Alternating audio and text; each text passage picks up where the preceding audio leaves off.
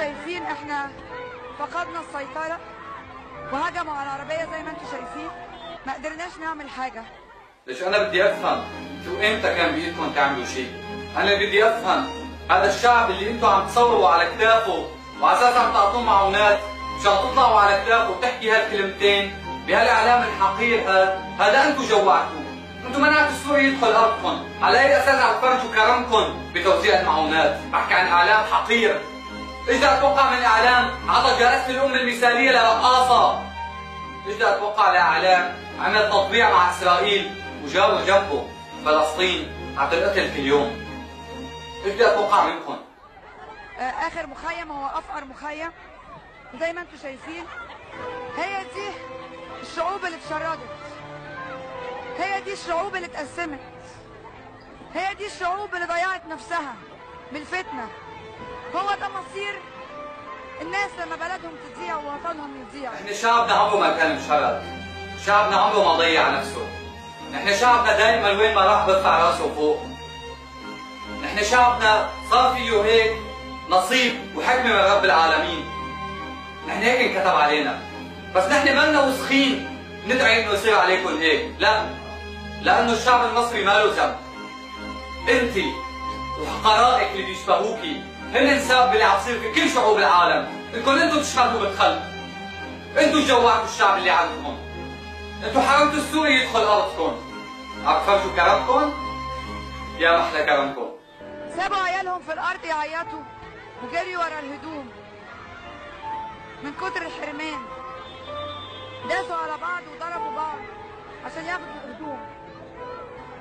لسه بيضربوا بعض، لسه بيضربوا بعض. نحن عمرنا ما تركنا وطننا يضيع، وطننا عايش هون. نحن بعمرنا ما نترك اولادنا وندعس عليهم كرمال لقمة خبز ولا كرمال اكل. بس الجوع كافر وانتم جوعتوا الشعب. لما بتشوفوا فئة من الناس عم تعمل هيك شغلات هدول ما بيمثلوا الشعب السوري، السوري فوق والشعب السوري فوق، الشعب السوري اكرم منك لشيء واحد، انك انت اعلامية حقيرة عم تطلعي على ظهر الشعب، بس نحن إذا الله رجعنا لبلدنا وكتب لنا نرجع ونعمرها بإيدينا ما رح نتمنى يصير فيكم هيك، لأنكم بتضلوا أخوتنا، بس حقراء اللي مثلك بينف عليكم الزمن، والله شاهد على كلامي. شفتوا يعني إيه حد يتشرد؟ شفتوا يعني إيه حد يبقى عايش في عدم ومحتاج أي حاجة؟ شفتوا إن ممكن الواحد يتعدى التقاليد والأخلاق وكل حاجة عشان محتاج أو ما بقاش عنده حاجة. الشعب السوري ما بقاش عنده حاجة. لك نحن بعمرنا ما تعدينا أخلاقنا وبعمرنا ما تعدينا عاداتنا. لو احتجنا نحن ما بنحتاج منكم، نحن قلنا الله، بس انتم مين إلكم؟ انتم اللي مالكم محصلين لا الله ولا دين. لأنه اللي بيعمل هيك وبيشمت في أخوه هذا مال ورب ولا له دين. عم تطلعي على كتافنا مشان تتباركي على ظهرنا وتعطي عبرة؟ هي جزات اللي ما بيسمع كلام أمه؟ هيك قصدك؟ الشعب السوري ما بقاش عنده حاجة، ما بقاش عنده ولا أرض ولا بيت ولا مستقبل ولا شغل ولا أي حاجة. لك نحن اللي بنعمر الأرض، ونحن اللي جبنا الشغل لعندكم، ونحن اللي عم نجيب الشغل لكل العالم. لك نحن إذا ما في شغل بنخلق الشغل. نحن شعب بيبني حاله، نحن شعب عدى علينا كل شيء، وانتوا واقفين عم تتفرجوا علينا. نحن عدى علينا القذائف، وعدى علينا الصواريخ، وعدى علينا كل انواع الحرب، بس لسه نحن فينا طيبه، فينا اخلاق، فينا عادات، وين ما رحنا بنشتغل، وين ما رحنا بنطالع رزقنا، بس انتوا اللي عم تتباركوا على ظهر فئه فقيره من الشعب، هالفئه نفسها اللي موجوده بشي كل شعب مصري ولا لبناني ولا اردني ولا عراقي، موجود هالفئه من الشعب الفقيره اللي ما بيلاقي شيء تاكله. بس انكم انتوا تطلعوا على كتافهم وتتباركوا وتشمتوا فينا ما لاقي اندل منكم ولا رح الاقي. بس لاقول لك شغله يا ريهام سعيد، انتبهي من الشعب المصري قبل ما تنتبهي من الشعب السوري، لانه الشعب المصري الشريف ما بقبل بهيك مهزله، وانت المهزله.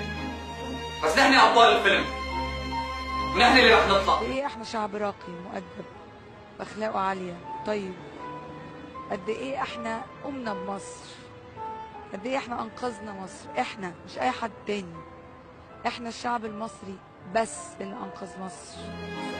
لما بدك تحكي عن الادب قولي سوري، لما بدك تحكي عن الرقي قولي سوري، لما بدك تحكي عن التاريخ قولي سوريا. لك نحن صاحبين الادب، ونحن صاحبين الرقي، ونحن صاحبين التاريخ، ونحن اصحاب الكرم اللي ما ممكن نشبك باخوتنا اذا صار فيهم هيك. والله لا يكفى على حدا، الله لا يكفى على حدا باي بلد عربي، لانه نحن ما بنقبل اللي عم يصير فينا يصير في غيرنا، لانه بنخاف الله. لاقول لك كلمه بالاخير، السوري وين ما راح برفع راسه، وين ما راح السوري نرفع راسنا فيه، لانه بنعرف نحن ايش ربينا وبنعرف نحن ايش عاداتنا. بس انت رح تروحي لمزبله التاريخ، والناس كلها شاهده على كلامك، لانه امثالك من الناس ما صفوا ناس ولا صفوا حيوانات. انتوا جنس ثالث ما هو موجود وما له اسم، لأن ما كانت البشرية تتخيل انه توصل بيوم من الايام لهيك انواع من الحقارة لحتى تسميكم تعطيكم اسم. بس رح نرجع، رح نعمر سوريا، وقتها شوفي سوريا وشوفي شعب سوريا. اخر كلمة بدي اختم فيها، الشعب المصري كله على راسي من فوق، بس بكل بلد في بلوعة، ويا شعب مصر هي بلوعتكم، واعلامكم اكبر بلوعة. السلام عليكم.